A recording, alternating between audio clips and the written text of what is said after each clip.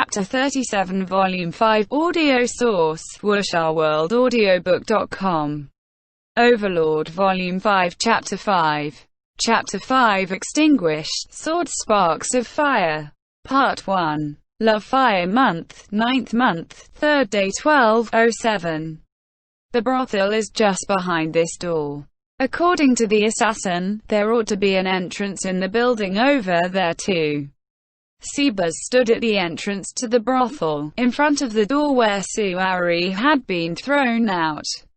Then, he pointed at a building several houses away.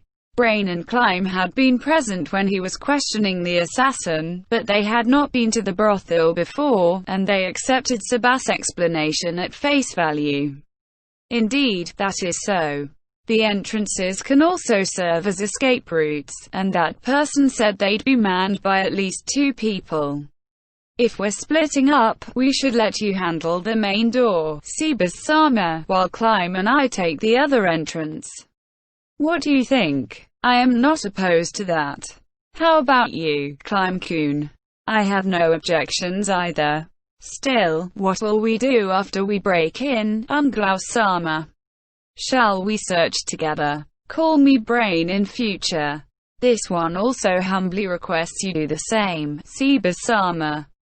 Then, usually, we ought to move in pairs for safety's sake, but there might be secret tunnels which even the assassin hasn't heard of.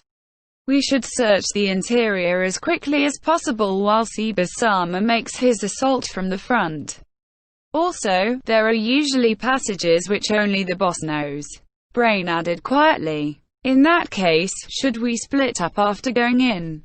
We're taking a risk just going in anyway. Might as well try for the best results we can. ch5 and Climb nodded at Brain's statement. Could I ask you to search the interior, Brain-sama? You're stronger than me, after all.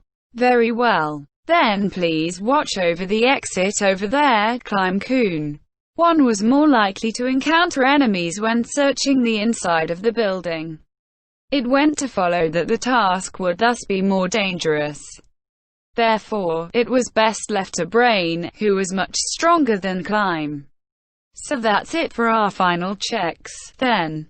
They had already discussed this matter on the way to the brothel, but there were some decisions which could only be made after seeing the place in person.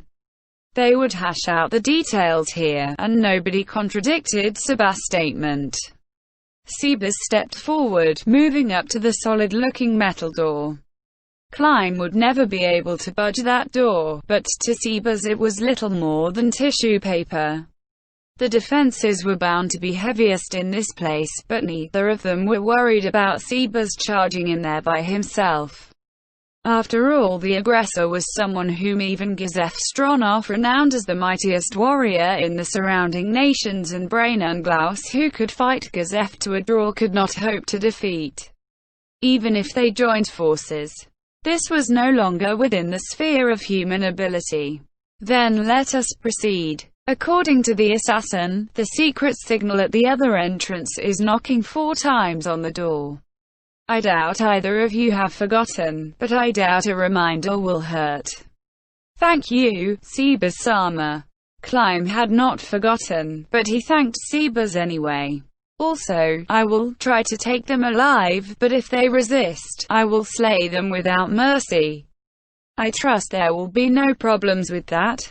Brain and Climb felt a chill down their spines as they saw ch5's gentle smile. His methods were perfectly sound. Both of them would probably have done the same if they were in ch5's shoes.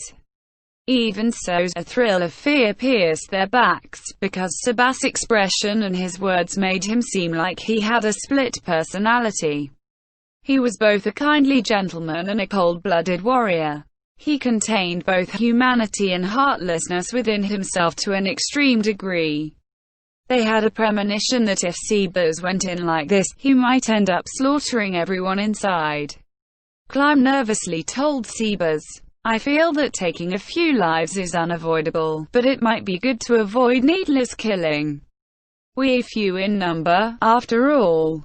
Still, if you encounter someone in charge who looks like they're from Eight Fingers, could I trouble you to try and capture them? If we can interrogate a big figure among them, we can reduce the number of lives lost in the future. I am not a mass murderer, and I did not come here for a massacre. Please be at ease. Climb was relieved to see Sebas smile. Please forgive me. We shall leave the rest to you. Now then, destroying this place in one go ought to buy some time. Sebas felt that wrecking this brothel ought to put a stop to their interference with his life. If things went well and he managed to obtain secret documents or the like, they might end up too busy dealing with the fallout to bother about Suare at all. However badly things went, he could give Suare a chance to escape as long as he managed to buy some time. And who knew, he might be able to find a better solution. There was a merchant in Irantal who approached me for a cordial chat. I wonder if he could help. Suare would still need someone trustworthy to aid her even if she managed to pull herself together. That was the only way she would have a better life. Sebas turned to face the heavy steel door once more. He remembered that day when Suare had been dumped here as he touched the door's surface. It was made of wood sheathed in metal plates, making it both thick and heavy. It was immediately apparent that an ordinary human being would have a lot of trouble breaking this door down without tools. I wonder if Climb-kun is alright. He was not worried about the man called Brainungnaus. Even if he crossed blades with Succulent, he probably would not lose. However, Climb was a different matter. There was no way that Climb could beat Succulent. It had been Sebas' idea to storm the brothel, so as one volunteering his assistance, Climb should have been prepared for his own death. However, Sebas could not help but think that the young, compassionate man who only wanted to help would end up losing his life for nothing. I wish young men like him could live longer. Those words were characteristic of a senior citizen. However, Sebas had been made in the form of an old man. He was technically younger than Climb, if one counted from their moment of genesis until right now. It would be best if I took down Succulent by myself. That would be the most ideal course of events. I hope they don't run into him. Sebas prayed to the 41 supreme beings for Climb's safety. If Succulent was the strongest fighter here, it was very likely he would be pitted against Sebas. However, if he were a bodyguard, he might be assigned to escort his charge to safety. Feeling a little anxious, Sebas grabbed the door's handle and turned. It stopped halfway through its turn. Naturally, the door to an underground enterprise like this would be locked. I am not adept at opening locks. However, it can't be helped. I'll do it my way. Comic quote. Sebas muttered to himself in frustration. Then he lowered himself and folded his right hand into a knife hand, moving his left hand forward as he took a stance. Said stance was immaculate, as stable as the mountains and as picturesque as a 1,000-year-old cedar tree. Yet, what followed next was an unbelievable sight. His arm sank into the metal door, at the hinge. No, the arm was still making grinding noises as it bored its way into the door. The hinges shrieked as they were torn from the wall. Sebas opened the unresisting door. What the hell? Inside was a passage which ended at a pair of double doors. In front of that stood a bearded powerhouse of a man. His mouth was open and he had a retarded look on his face. The door was rusty, so I had to use a bit of force to open it. You should probably oil the hinges. Saying so, Sebas closed the door. No, it would be more accurate to say that he leaned the door against the frame. While the man was still frozen in shock, Sebas stepped inside without any hesitation whatsoever. Oi, what was that? The hell was that noise? More male voices came from behind the first one. However, the man facing Sebas did not bother about them. Instead, he addressed Sebas. Welcome. Completely baffled, the man stood stock still as Sebas walked up to him. The people working here were used to violence. However, the scene before him far exceeded what he had encountered in his accumulated experiences. The man smiled to Sebas in an ingratiating manner, ignoring the shouted queries of his colleagues from behind him. His survival instinct told him that the best choice here was to get into Sebas' good graces. Or no. Perhaps he had reacted like this because he had deceived himself into thinking Sebas was the butler of one of the customers here. The sight of a big, bearded man trying to keep a twitching smile on his face was quite hard to bear. Sebas smiled back at him. That smile was gentle and compassionate. Yet, there was no trace of goodwill in his eyes. It was more like a deadly, entrancing gleam of light playing along a razor-sharp sword's edge. "Could I trouble you to let me pass?" Thump. Or rather, it was more of a splat. A nauseating sound echoed throughout the interior. He was a muscular man in armor. He weighed 85 kilograms at the very least. He now spun through the air like some kind of joke, flying to the side at speeds invisible to the naked eye. His body savagely impacted the nearby wall with a wet splattering sound. The entire building shook violently, as though a giant's fist had struck it. Oh dear, I should have killed him deeper inside. That way he'd have made a better barricade. Oh well, there's more coming anyway, so I just need to be more careful afterwards. After admonishing himself to go easier next time, Sebas walked past the corpse and headed within. He flung the doors open and entered the room beyond. It was an exquisitely furnished viewing room. It felt more like he was walking through an empty house than invading an enemy base. There were two men within. Their eyes goggled open and their jaws dropped as they looked behind Sebas, at the enormous blood splatter that had painted the entire wall red. The smell of cheap alcohol hung in the air, a scent which one would never find in Nazarick. It blended immediately with the stench of fresh blood, viscera and internal wastes, brewing up a revolting odor. Sebas went over the information he had obtained from Suare and the assassin, then tried to figure out the building's structure. Her memories were spotty and she had not recalled anything important, but she had told Sebas that the actual establishment was located underground. The assassin had not gone underground himself, so his information would be no good after this. He looked to the ground. However, the trapdoor leading underground was cunningly concealed, and Sebas could not find it. Still, if he could not find it, then all he had to do was ask someone who knew where it was. "Excuse me, I'd like to ask you a question." The man he addressed immediately responded with a hoarse scream. It would seem that he had no intention of putting up a fight. That relieved Sebas. Whenever he thought of Suara, he could not control his fists, and he would slay his opposition in a single blow. Since he had no intention to fight, breaking both his legs ought to be enough.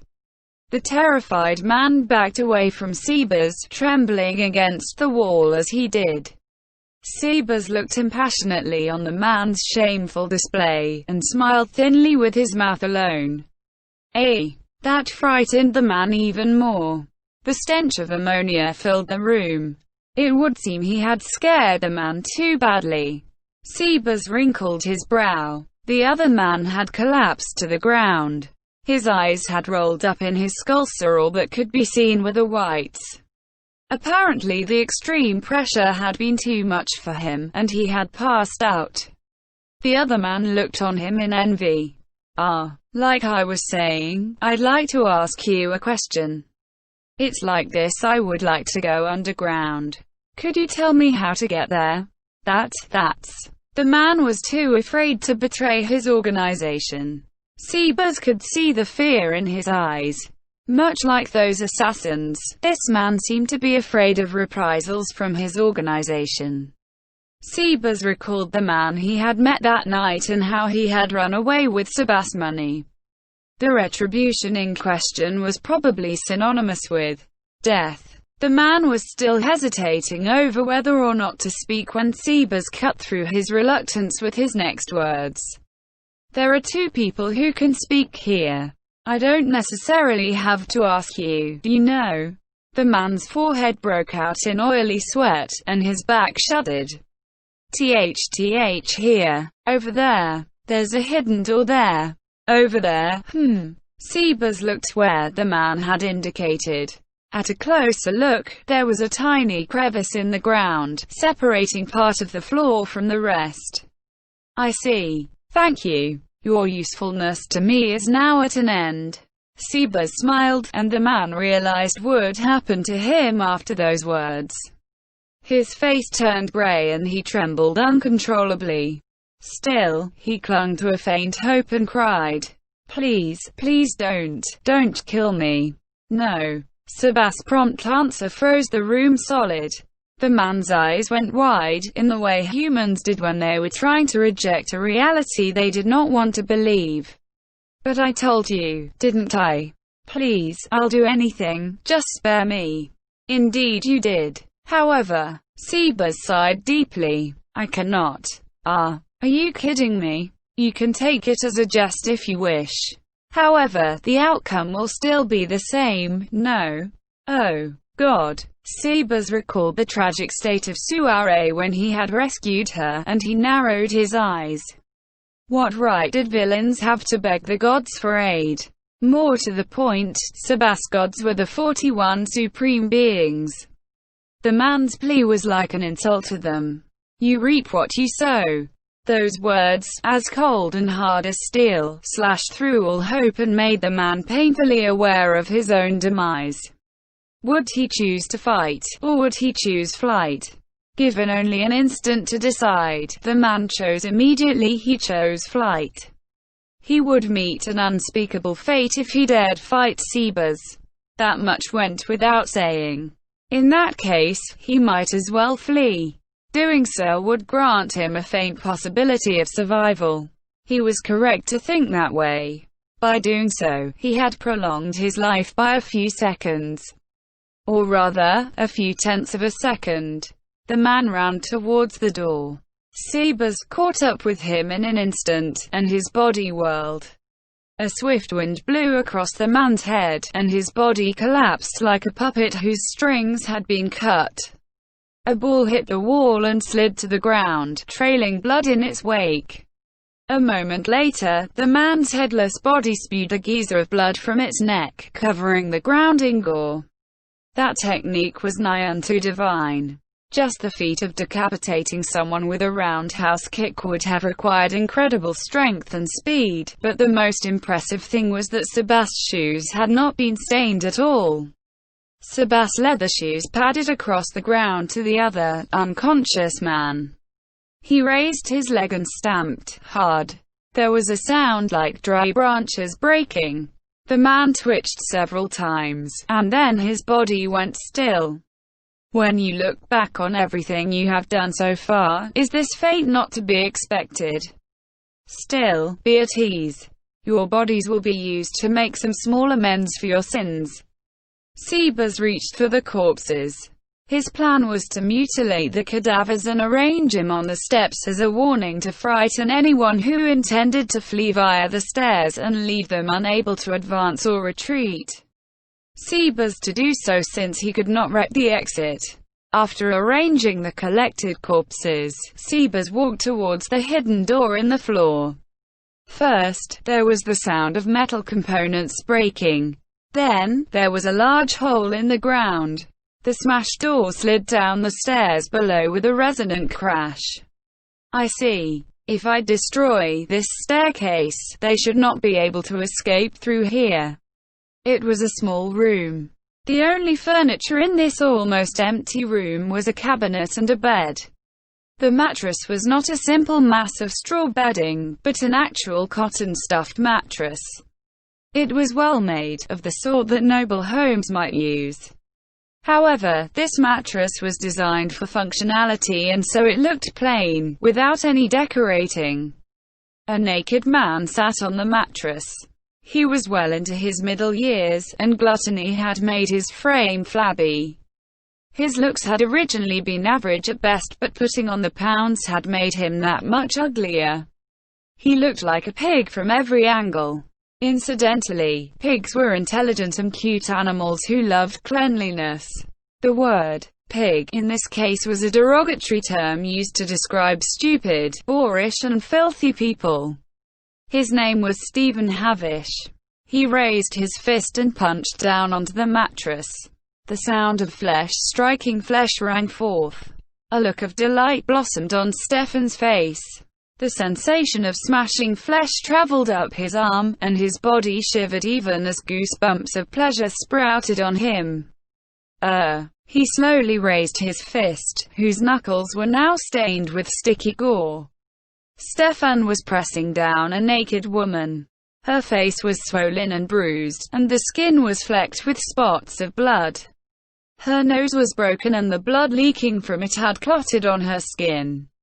Her lips and eyelids were similarly swollen, completely distorting her originally beautiful face. There were bruises on the rest of her body, but the damage was worst on her face.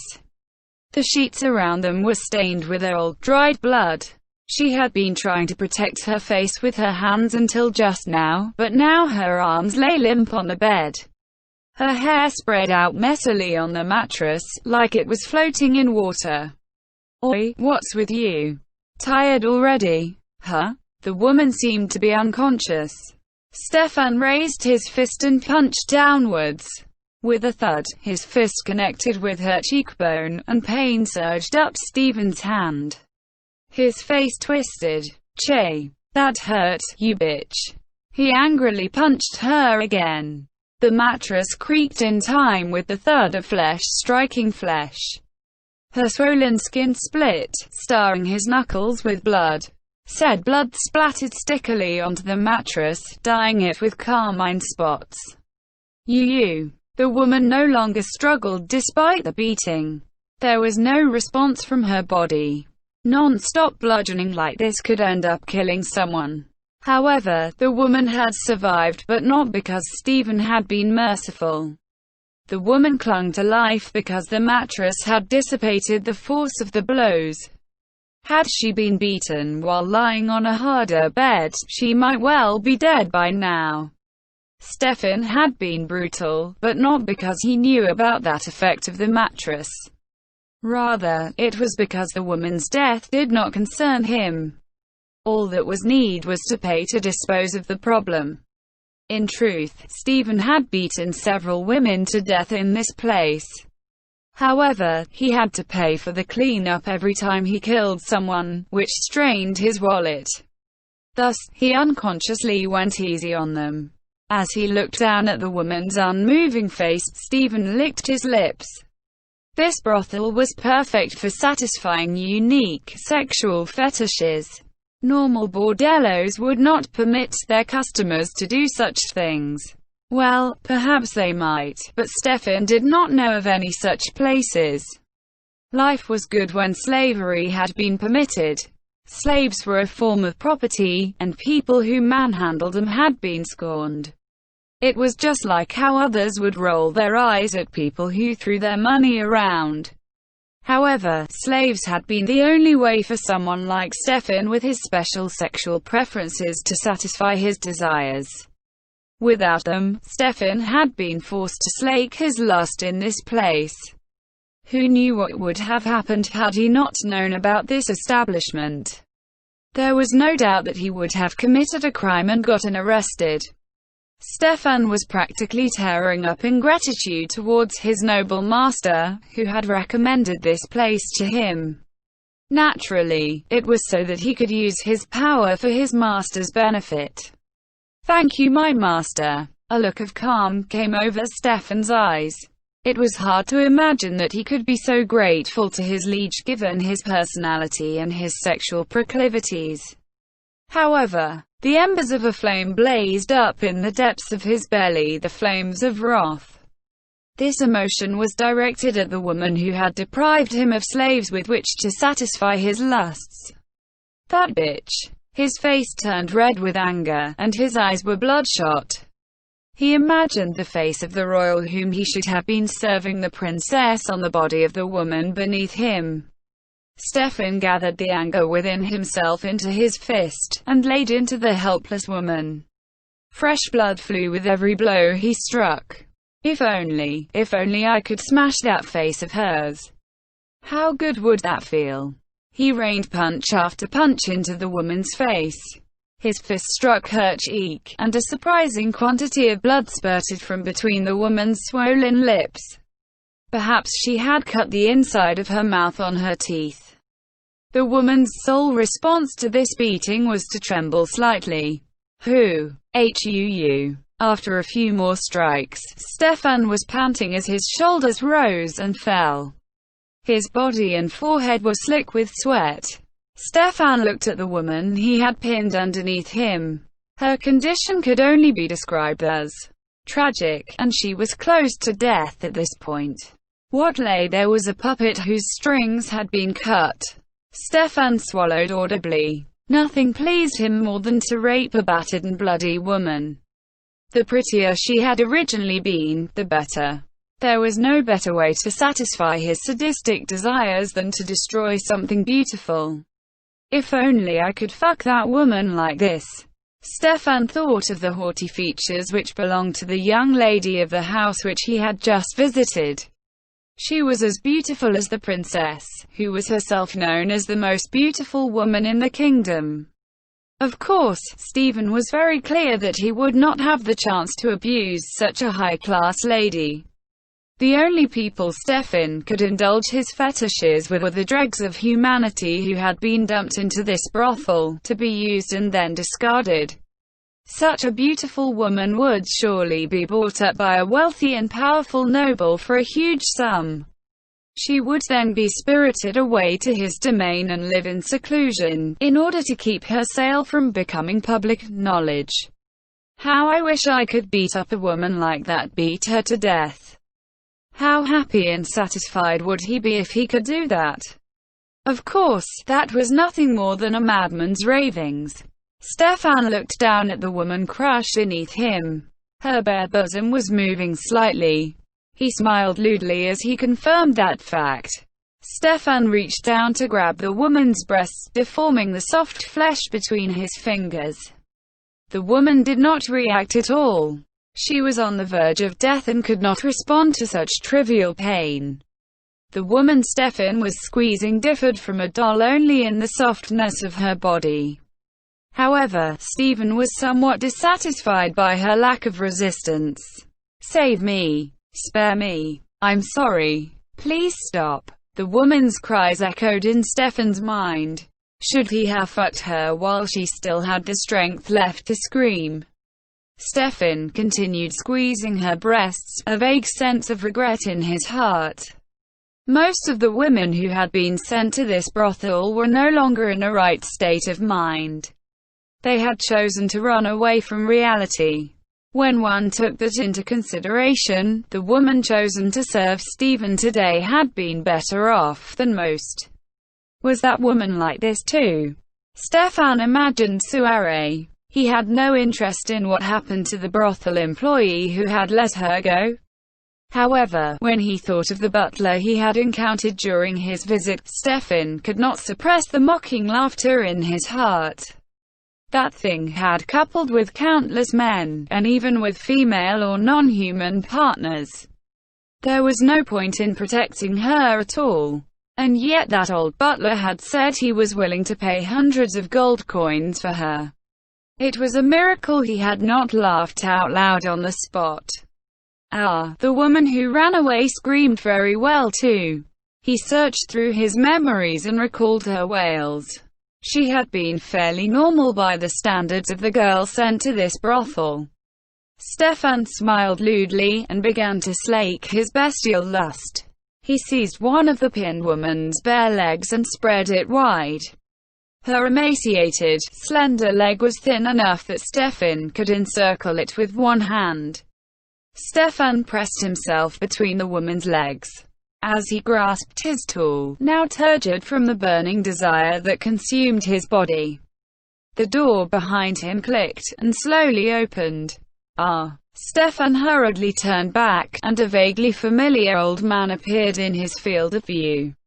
Then, he remembered who that old man was. It was the butler he had met at that mansion.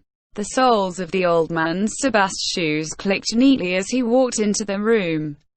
Stefan was speechless in the face of his casual, natural movements. What was that house's butler doing here? Why had he come to this room? Stefan's mind went blank in the face of this inexplicable situation. Sebas walked up to Stefan. Then, he saw the woman crush beneath Stefan's bulk. After that, Sebas directed an incomparably frigid glare at Stefan. You like to beat people, do you? Ah. The strange mood in the air drove Stefan to rise as he went for his clothes. However, Sebas moved faster than him. A thwap resounded in Stefan's ears, and then his vision shook wildly. A beat later, Stefan's right cheek caught fire as burning, stinging heat radiated out from it. He had been struck. No, in this case, it would be more appropriate to say he had been slapped. It took a while for Stefan to realize that. Damn you, how dare! A ringing thwap resounded off Stefan's face. It was soon followed by many more. Left, right, left, right, left, right, left, right. Stop. Stefan had always been the one who hit others. Nobody had ever hit him. These few blows left him in tears. He raised his hand to protect his face as he stumbled back in retreat. His cheeks throbbed with pain, as though they had been scalded. Da hyu. How da hyu do his who me. His swollen, reddened cheeks hurt whenever he spoke. Is there a problem? Or call hair ihh? Idiot. Who you think I am? Just another moron. Sebas closed in on the retreating Stefan and with a thwap, he dealt out yet another resounding slap. Hop ihh.